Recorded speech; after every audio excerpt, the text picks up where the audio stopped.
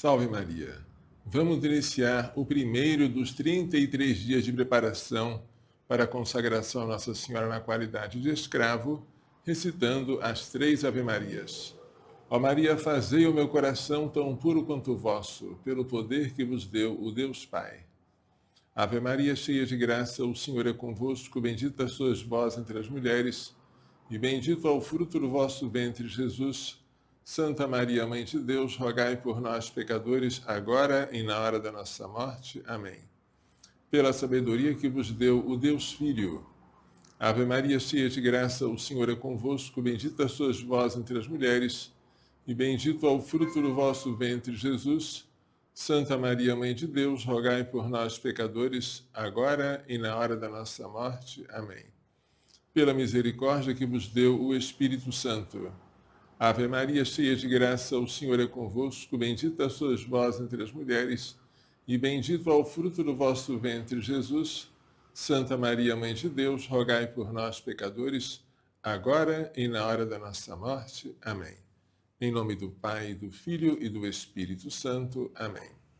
Salve Maria! Você já deve ter assistido aos 3 primeiros vídeos tratando da consagração a Nossa Senhora, segundo São Luís Maria Grignon de Montfort, por este livro aqui, conhecido como Livro de Ouro, que é o Tratado da Verdadeira Devoção à Santíssima Virgem.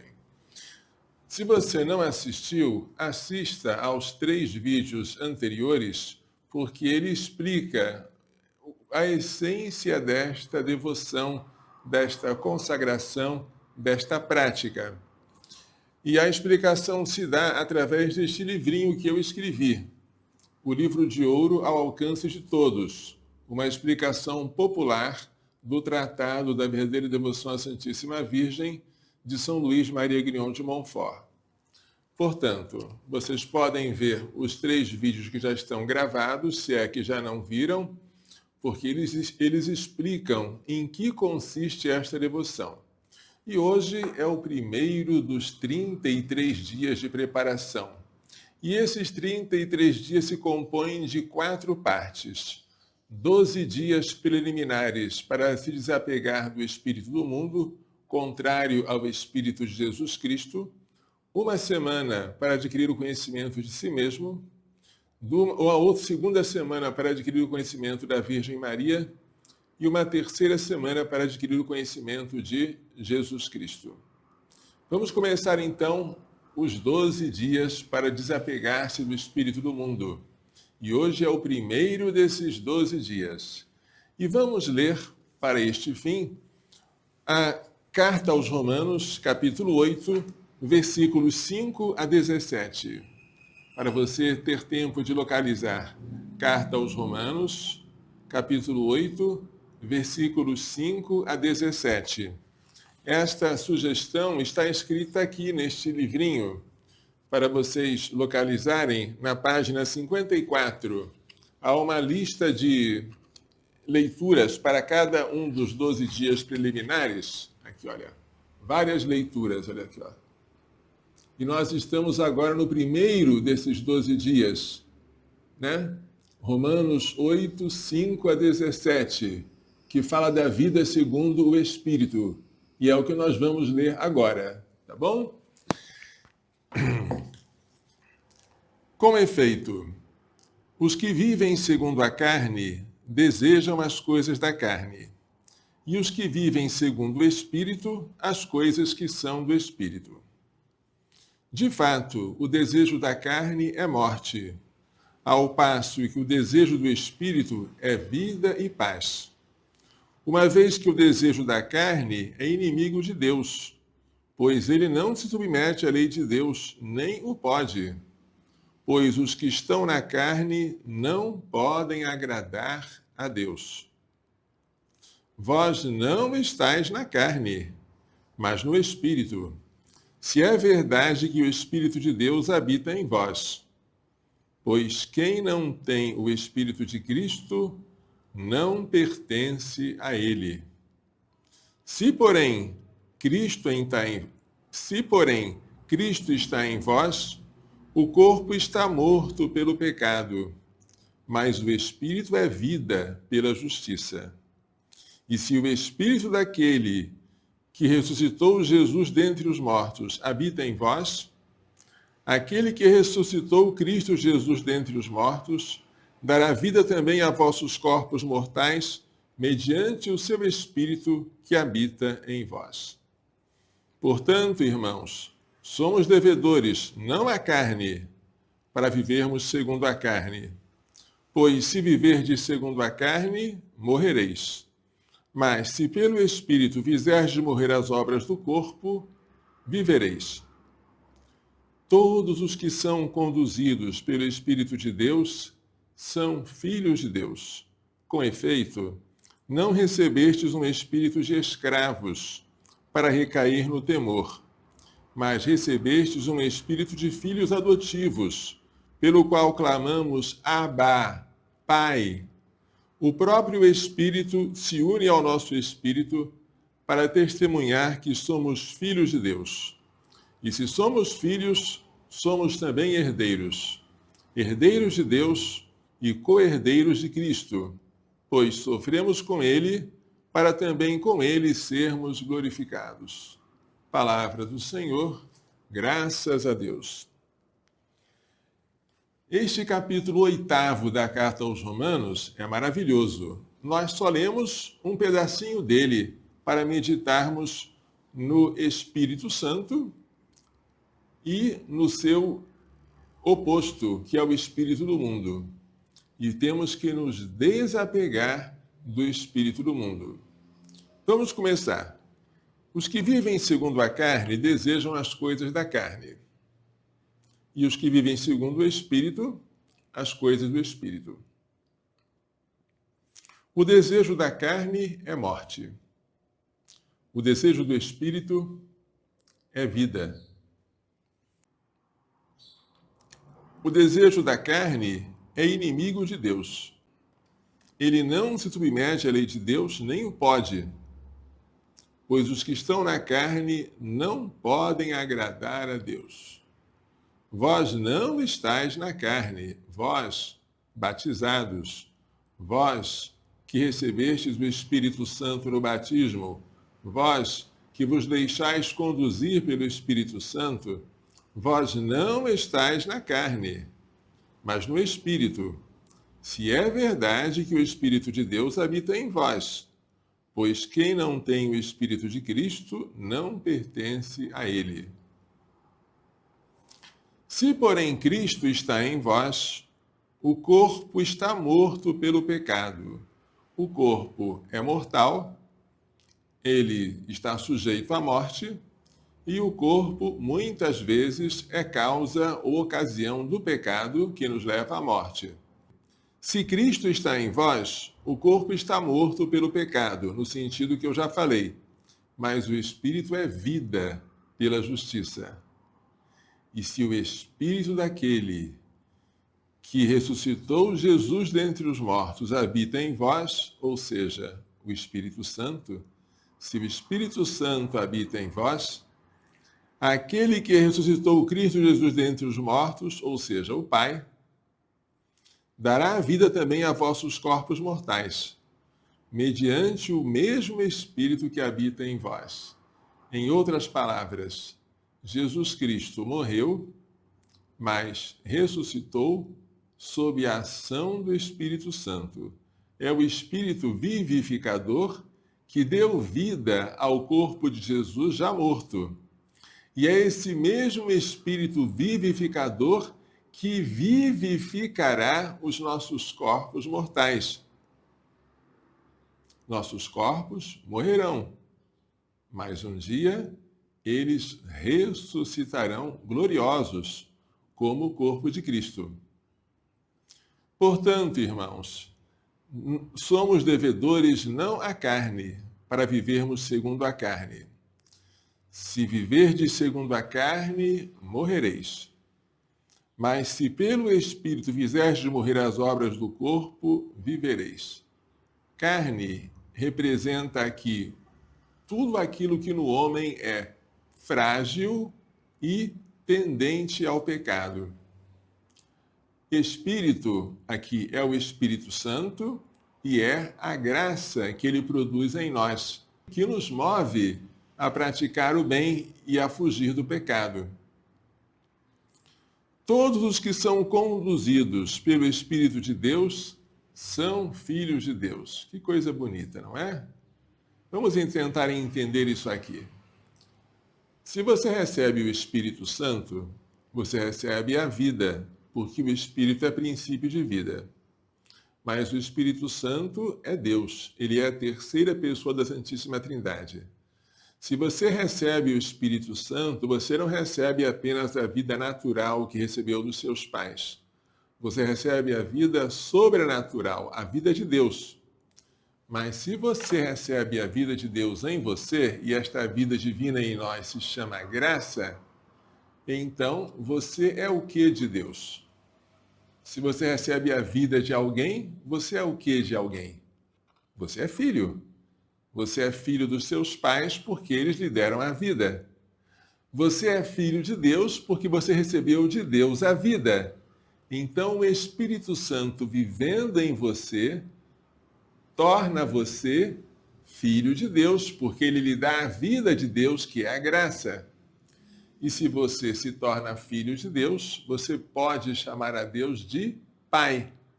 E sendo o filho adotivo mais verdadeiro, você tem direito a uma herança. E é sobre isso que vamos ler daqui a pouquinho.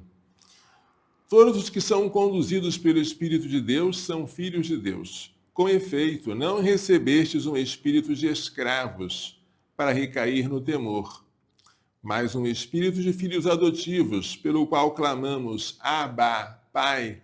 Nós somos filhos, não somos escravos por coação. Podemos nos tornar escravos por amor, né? Por amor. Por coação, não. O escravo, por coação, ele não peca por medo do inferno, mas bem que ele quereria pecar. Já que o inferno existe, ele por medo, não por amor a Deus, ele foge do pecado. Esse é o temor servil. Nós que somos filhos, não precisamos da ameaça do inferno para amar a Deus e fugir do pecado. A gente ama a Deus e, porque ama, procura não apenas evitar o pecado, mas procura evitar as coisas que não são pecado, mas que não agradam a Deus ao máximo. Esta é a atitude do filho. O próprio Espírito se une ao nosso espírito para testemunhar que somos filhos de Deus. O próprio Espírito, com letra maiúscula, o Espírito Santo, se une ao nosso espírito com letra minúscula, que é a nossa alma espiritual, para testemunhar que somos filhos de Deus. Este Abba, papai, é a palavra que Jesus usou no Getsemane. Pai, se for possível, afaste de mim este cálice. É uma palavra infantil para designar o pai. Papai é uma linguagem com que a criança chama o seu pai. É uma linguagem muito íntima. É uma ousadia chamar a Deus com esse nome. Mas foi Jesus que nos mandou que orássemos deste jeito. E São Paulo diz aqui na carta aos Romanos que, de fato, o Espírito atesta à nossa alma, ao nosso espírito, que nós somos filhos de Deus. Que glória para nós, não é? Que grandeza! E se somos filhos, somos também herdeiros, porque os filhos têm direito a uma herança. Herdeiros de Deus. Deus nos dará como herança a vida eterna e a ressurreição. E co-herdeiros de Cristo, porque Cristo, antes de nós, recebeu do Pai a ressurreição e a glória eterna. Pois sofremos com ele, para também com ele sermos glorificados. Se nós queremos entrar na glória em que Cristo entrou, a condição é sofrermos como Cristo sofreu. Abraçar toda a cruz e não reclamar dos sofrimentos, mas considerá-los uma ocasião de honra, porque eu estou ajudando Jesus a carregar a cruz e eu estou cooperando com a salvação do mundo. E estou consolando o Imaculado Coração de Maria, que sofre ao ver o seu filho sofrer. Que honra poder sofrer junto com Jesus. Terminamos aqui a explicação desta passagem da carta aos Romanos 8, versículos 5 a 17. Mas vamos meditar um pouco mais sobre isso. Somos filhos adotivos, mas verdadeiros. Como assim? Parece que o filho adotivo não é um filho verdadeiro. Aqui na Terra, os filhos adotivos receberam dos pais adotivos tudo de bom: amor, carinho, casa, comida, roupa. Mas uma coisa os pais adotivos não deram a eles. Senão, eles não seriam adotivos, seriam pais naturais. O que é que os pais adotivos não dão aos filhos? A vida. A vida foi dada pelos pais naturais. Quando Jesus, porém, nos adota por filhos, ele não apenas nos dá carinho, amor, proteção, alimento, isso ele já fazia antes do nosso batismo. Quando ele nos adota por filhos, ele nos dá a sua vida, que é a graça, a vida de Deus em nós. Então, o batismo nos torna filhos verdadeiros, adotivos, porque se nós fôssemos filhos naturais, seríamos Deus, nós não somos Deus. A graça não nos torna Deus. Filhos de Deus, por natureza, só existe um, que é Jesus Cristo. É o Filho único de Deus. Mas filhos por adoção, Deus tem todos nós que recebemos a graça. Todos nós que no batismo recebemos o Espírito Santo, que nos comunicou a graça. E por isso todos nós, com orgulho, com santo orgulho, podemos e devemos chamar a Deus de Pai. E podemos esperar dele a mesma herança gloriosa que Cristo conquistou após a sua ressurreição, contanto que nós aceitemos sofrer com ele, para depois sermos glorificados com ele. O espírito de filhos adotivos é diferente do espírito de escravos. Os filhos perguntam: isso aqui é o que mais agrada a Deus? O escravo pergunta: isso aqui é pecado? O escravo, bem que ele gostaria de pecar, mas ele não peca porque sabe que existem consequências para o pecado. Então a pergunta do escravo, que ainda não se acostumou, à filiação divina, é simplesmente essa: isto é pecado? Se for pecado, eu não faço, se não for, eu faço. O filho que ama a Deus e que já passou do estado da escravidão para a de filiação, ele pergunta: isso aqui, seja pecado ou não seja, não me importa, é o que mais agrada a Deus? Se for o que mais agrada a Deus, eu vou fazer. Se não for, eu vou deixar de fazer por amor. Bonito, não é? Vamos dar um exemplo aqui. Acordar tarde é pecado? Pergunta, né? É a pergunta de escravos. Se não for pecado, eu vou acordar tarde, porque eu prefiro acordar tarde. A pergunta dos filhos é: o que agrada mais a Deus? Acordar tarde ou acordar cedo? A Bíblia nos dá a resposta. Os salmos falam: desperta, minha alma, desperta, despertem a harpa e a lira. Eu irei acordar a aurora. O salmista despertava bem cedinho para louvar a Deus. A aurora é a hora dos favores divinos. Acordando cedo para você louvar, agradecer, pedir perdão, pedir graças, você entra numa tal intimidade com ele que você ganha alegria, boa disposição, calma, paciência, prudência para o resto do dia. Você é obrigado a acordar cedo, senão você comete pecado? Não. Por que então que você acorda cedo? Porque eu acho que isso é o que mais agrada a Deus. Porque é pecado acordar tarde? Porque você é obrigado a acordar cedo? Porque seria pecado acordar tarde? Não. Vamos acordar cedo, porque acordar cedo para rezar de manhãzinha é o que mais agrada a Deus. Resposta de filhos e não de escravos. Fazer tatuagem é pecado? Não quero saber. Mas uma coisa eu sei, não é o que mais agrada a Deus. Se o meu corpo é templo do Espírito Santo, se Jesus Cristo pagou um alto preço por ele, se o meu corpo mortal entra em comunhão com o corpo glorioso de Cristo em cada comunhão eucarística, se o meu corpo um dia vai ressuscitar junto com o corpo de Cristo, eu acho que não agrada a Deus ao máximo fazer tatuagem na pele. E isso me basta para eu não fazer. Fumar é pecado? No catecismo se fala que fumar em excesso é pecado. Ah, em excesso? Então fumar com moderação não é pecado? Para mim não importa. Eu não quero saber se é pecado. Eu quero saber se é o que mais agrada a Deus.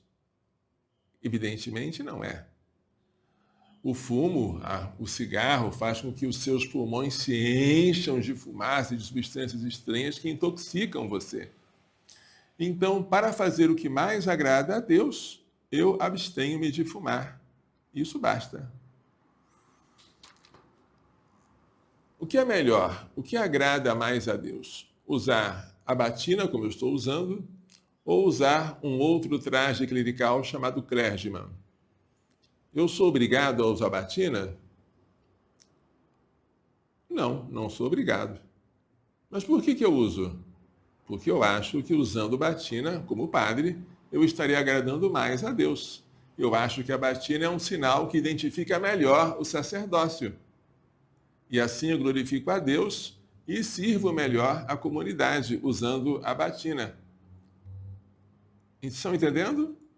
É o que mais agrada. Não é a pergunta, eu sou obrigado? Isso é pecado? Vamos imaginar, se você fosse namorado, você sabe que algumas coisas no namoro são pecado. Por exemplo, a fornicação, que é a união sexual entre solteiros. Mas você sabe também que é pecado não apenas a fornicação, mas aquilo que causa o desejo da fornicação, como os abraços e beijos excitantes, e já são pecado mortal. Mas aí você poderia me perguntar, padre, até que ponto eu posso ir sem pecar? Será que seria pecado eu colocar a mão assim, atrás do pescoço do meu namorado ou da minha namorada, e colocar a mão no ombro dele ou dela?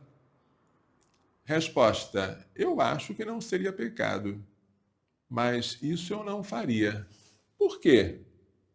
Porque esse gesto de envolver o pescoço do outro e colocar a mão no ombro, me dá uma ideia de posse. E se eu sou solteiro, eu não quero ter essa ideia, porque este corpo não é meu. Além disso, ao segurar o corpo alheio assim, eu me esqueço que este corpo é sagrado. Sagrado, templo do Espírito Santo. Não é assim que eu seguro as coisas sagradas. Quando eu seguro o corpo de Cristo na Santa Missa, eu seguro com as duas mãos e tremendo. Então, para evitar que eu me esquecesse de que esse corpo não é meu e que esse corpo é sagrado, até esse gesto, que não seria pecado, eu evitaria. Por quê? Porque eu sou filho e não escravo. Estão entendendo isso aqui? Nós recebemos um espírito de filiação adotiva.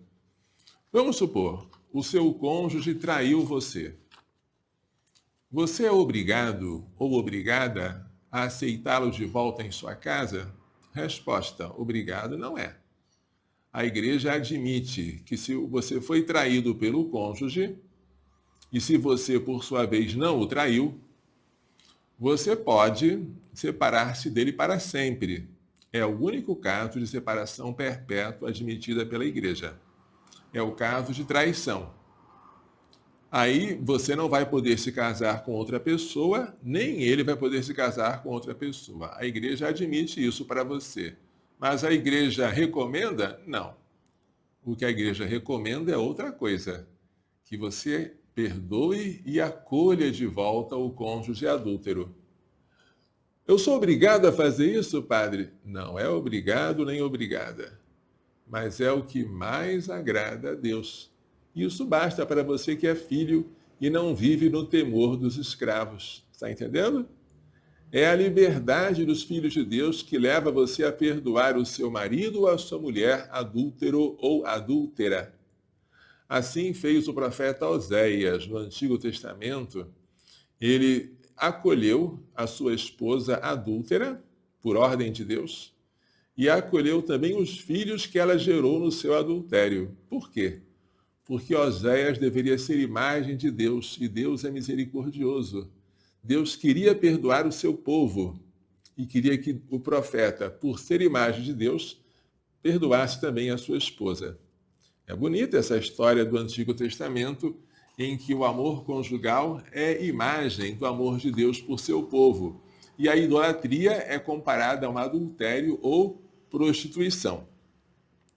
Muito bem, se você está querendo passear no domingo, aí vem uma pergunta: padre, eu posso, em vez de ir à missa no domingo, ir à missa ao sábado à tarde? Pode.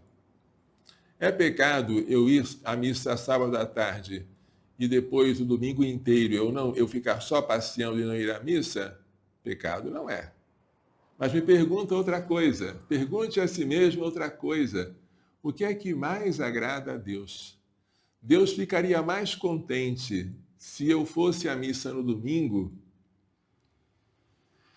Se a resposta a essa pergunta for sim, então vá à missa no domingo, não porque seja obrigado, não porque seja pecado não ir e ir apenas no sábado. Vá com aquela liberdade dos filhos de Deus, de quem ama e não precisa mais de coação para cumprir a lei do amor, a lei da graça, a lei do Espírito. Se você é dona de casa, a pergunta é: padre, eu posso trabalhar fora de casa? Meu marido já trabalha.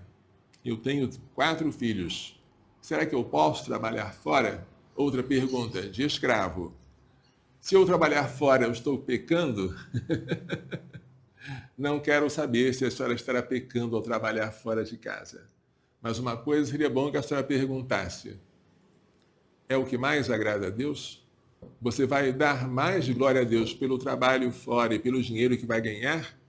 Ou você daria maior glória a Deus trabalhando em casa e cuidando dos seus filhos, uma vez que a sua presença no lar é insubstituível? Responda essa pergunta. Padre, eu sou mulher. Será que eu sou obrigada a usar saias? Será que usar calça é pecado? Não faça esta pergunta. Pergunte a si mesma qual o tipo de vestimenta que mais glorifica a Deus, aquele que mais agrada a nosso Senhor. Você verificará que para o corpo feminino a saia não apenas ela é decente, modesta, mas ela tem uma particular elegância. Tanto é assim que as mulheres não se casam com uma calça de noiva, mas com um vestido de noiva. Então, essas são perguntas de filho. O filho pergunta o que mais agrada ao pai e ele resolve, por amor, fazer o que mais agrada a ele. E é só isso. Mas, padre, filho não é uma coisa que se opõe a escravo? Essa escravidão que São Luís nos ensina a fazer é uma escravidão toda especial. É uma escravidão por amor e não por coação. Você se prende a Deus pelos vínculos da caridade, pelos vínculos do amor que você se prende a Ele. E São João Paulo II disse que este vínculo de caridade, esta escravidão de amor, torna o homem plenamente livre, com a verdadeira liberdade dos filhos de Deus. Isso está escrito aqui nesse livrinho, na página 34. Vamos ler para conferir? Perdão, página 24. O espírito dessa devoção é tornar a alma interiormente dependente e escrava da Santíssima Virgem e de Jesus por meio dela. Paradoxalmente, este vínculo de caridade, esta escravidão de amor, torna o homem plenamente livre, com a verdadeira liberdade dos filhos de Deus. Trata-se, prossegue o Papa, de se entregar totalmente a Jesus, respondendo ao amor com que ele nos amou primeiro. Qualquer pessoa que viver neste amor pode dizer como São Paulo, já não sou eu que vivo, é Cristo que vive em mim. Portanto, ser escravo por amor não se opõe a ser filho. Essa escravidão, justamente porque ela é voluntária e amorosa, tem tudo a ver com a filiação adotiva. Escravo por amor e filho. Duas glórias que você pode cantar. A palavra espírito, em latim como em grego, como em hebraico, significa vento ou sopro, espírito. O Espírito Santo é aquele sopro de Deus. Deixar-se conduzir pelo Espírito é abrir as velas do seu barco e deixar que o Espírito Santo sopre e você seja conduzido por ele. É diferente deixar-se conduzir pelo Espírito e você confiar nas suas próprias forças naturais. Quem confia nas suas próprias forças naturais é semelhante ao remador. Ele pega os remos do barco e vai fazendo uma força, despendendo energia, confiando nas suas próprias habilidades para fazer com que o barco ande. Quem se deixa conduzir pelo Espírito, em vez de confiar nas suas próprias forças, abre simplesmente as velas e deixa que o Espírito o conduza. E deixar-se conduzir pelo Espírito é, evidentemente, muito mais simples do querer nós mesmos assumir o controle do nosso barco com as nossas próprias energias naturais. Muito mais simples e mais seguro, garantido. Mas o Espírito Santo, onde ele nos fala?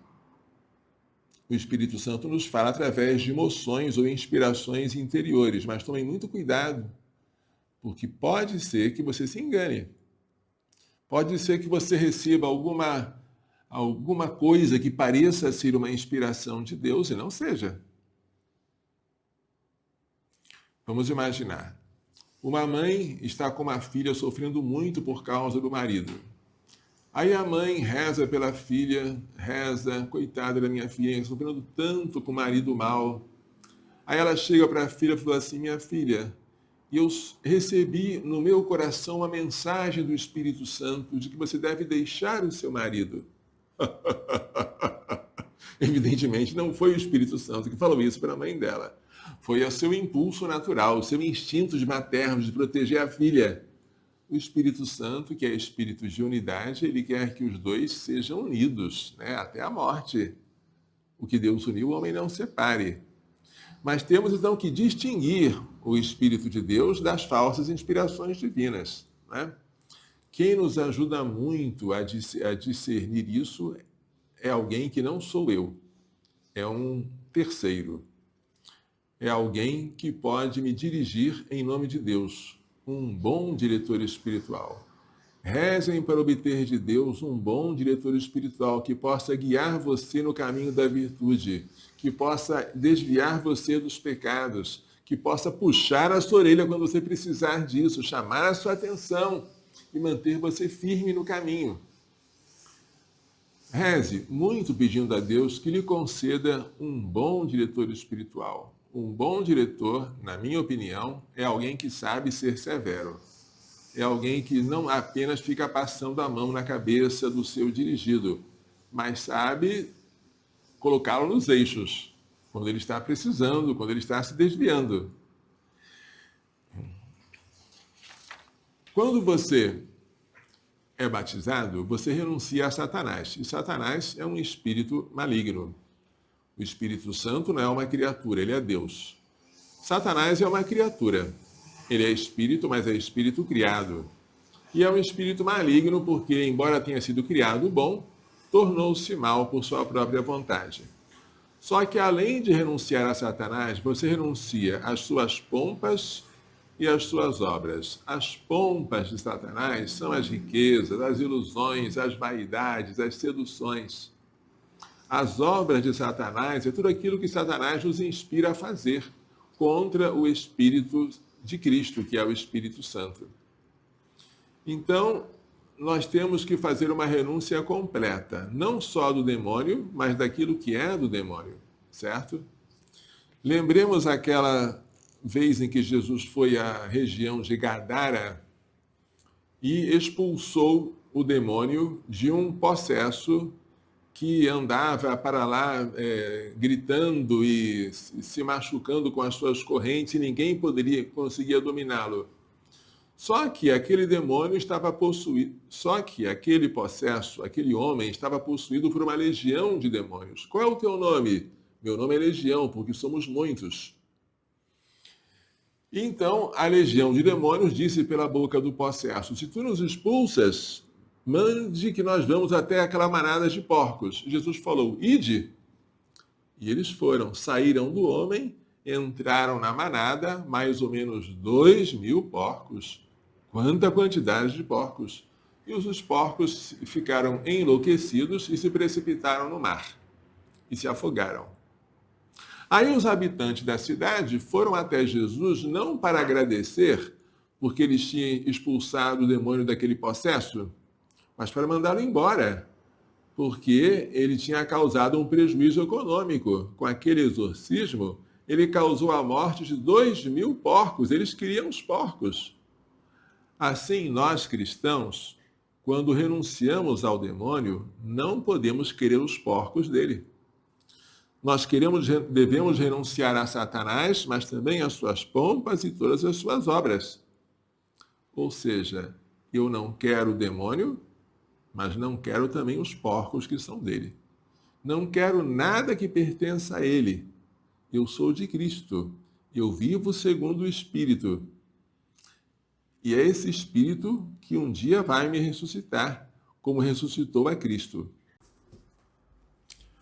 Vamos agora, como ensina o apêndice do Tratado da Verdadeira Devoção à Santíssima Virgem, vamos agora fazer 2 orações recomendadas para esses 12 dias preliminares. Essas orações são o Veni Creator e o Ave Maristela. Veni Creator é uma oração que em latim significa vinde, ó Espírito Criador. E Ave Maristela é uma oração a Nossa Senhora, Ave Estrela do Mar. Vamos recitar essas 2 orações, então. No livro de ouro ao alcance de todos, elas estão na página 70. Vou lê-las em português. Vem, ó Espírito Criador, as almas dos teus visita, os corações que criaste enche de graça infinita. Tu, Paráclito, és chamado, dom do Pai Celestial. Fogo, caridade, fonte, viva e unção espiritual. Tu dás septiforme graça, dedo és da destra paterna. Do Pai solene promessa, das força da luz superna. Nossa razão esclarece, teu amor no peito acende, do nosso corpo a fraqueza, com tua força defende.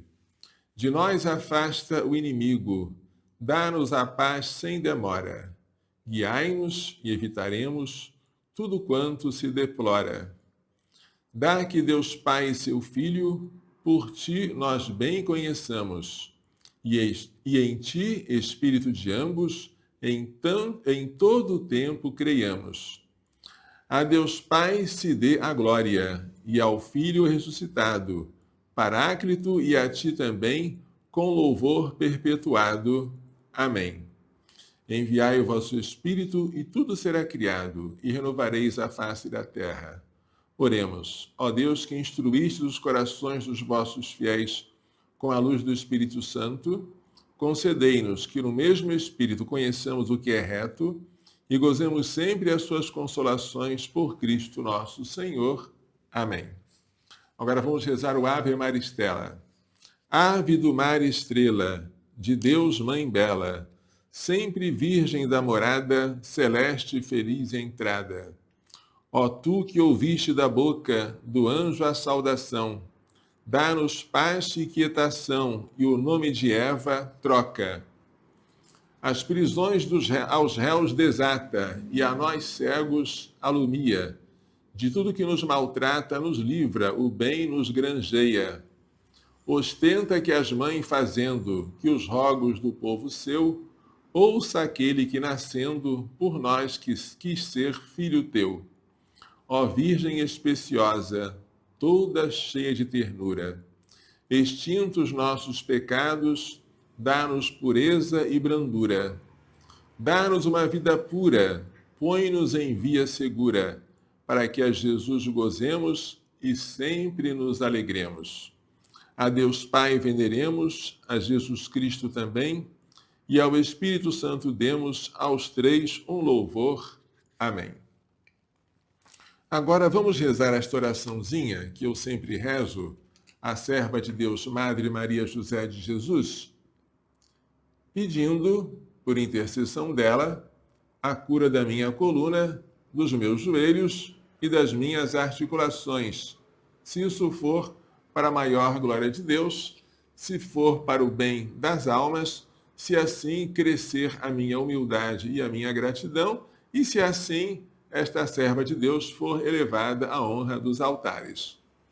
Deus de poder e misericórdia, que tornaste vossa serva, Madre Maria José de Jesus, admirável por suas virtudes e santidade de vida, por seu amor à Igreja e ao Carmelo, e por sua constância na oração em benefício das almas, concedei-nos por sua intercessão conformar nossa vontade à de Cristo e alcançar a especial graça que ardentemente vos imploramos. Agora você pode pedir a sua graça. Por nosso Senhor Jesus Cristo, vosso Filho, na unidade do Espírito Santo. Amém. Agora, no verso desta estampa, recomenda-se rezar um Pai Nosso, uma Ave Maria e um Glória. Pai nosso que estás nos céus, santificado seja o vosso nome. Venha a nós o vosso reino, seja feita a vossa vontade, assim na terra como no céu. O pão nosso de cada dia nos dai hoje, perdoai-nos as nossas ofensas, assim como nós perdoamos a quem nos tem ofendido, e não nos deixeis cair em tentação, mas livrai-nos do mal. Amém. Ave Maria, cheia de graça, o Senhor é convosco, bendita sois vós entre as mulheres, bendito é o fruto do vosso ventre, Jesus. Santa Maria, Mãe de Deus, rogai por nós, pecadores, agora e na hora da nossa morte. Amém. Glória ao Pai, ao Filho e ao Espírito Santo, como era no princípio, agora e sempre. Amém. Bem, se você quiser esta relíquia que tocou os ossos da serva de Deus, você pode pedir mandando uma mensagem para provida@providaanápolis.org.br. providaanápolis.org.br. Agora vamos rezar a súplica ardente pelo Provida de Anápolis, dirigida a São José. Glorioso e castíssimo São José, a cujo nome está consagrado o nosso oratório, vinde em nosso socorro nesta aflição pela qual passamos. Vós que experimentastes a dor de não encontrar um lugar para o menino Jesus nascer, não permitais que esta casa feche as portas ao mesmo menino que a nós vem na pessoa de uma criança em gestação. Vós que com prontidão vos levantastes e tomastes o menino e sua mãe para levá-los para longe da fúria de Herodes, vinde depressa libertar-nos da fúria do inferno, que deseja a ruína desta casa e desta obra. Vós que amais as crianças, pois vedes nelas o próprio Filho de Deus, a quem sustentaste e protegestes, não deixeis que os pequeninos sejam privados da vida natural pelo aborto, nem da vida sobrenatural pela falta do sacramento do batismo. Vós que trabalhastes silenciosamente no lar de Nazaré, não deixeis que a falta de silêncio em nós venha perturbar a paz que o menino Jesus nos veio trazer. Vós que vos preocupáveis com o sustento e o bem-estar dos dois tesouros a vós confiados, Jesus e Maria, providenciai para as mães e seus filhinhos a quem assistimos tudo o que for necessário para o corpo e para a alma.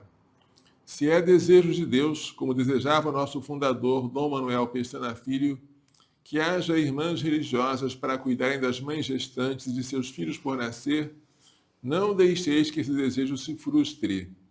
Mostrai-nos, São José, quais irmãs Deus escolheu para realizar este trabalho que São João Paulo II chamou de o mais importante da terra.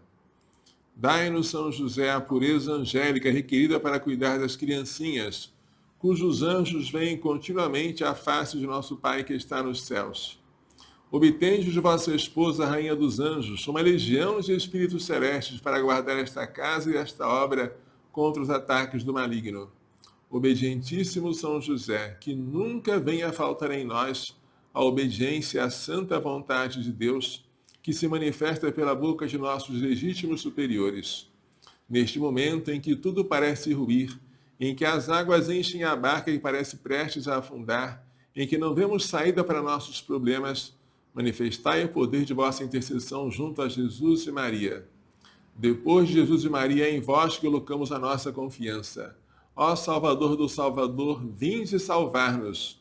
Ó Pai virginal de Jesus e Esposo castíssimo da Virgem Maria, vinde sem demora em nosso auxílio. E agora vamos encerrar com a bênção final, lembrando, amanhã será o segundo dia dos 12 dias preliminares para se desapegar do espírito do mundo.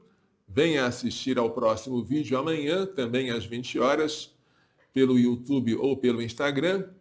E se você não assistiu aos 3 primeiros vídeos que falam da essência desta consagração, assista-os para você tomar conhecimento daquilo para o qual você está se preparando, que é entregar-se a Jesus pelas mãos de Maria na qualidade de escravo.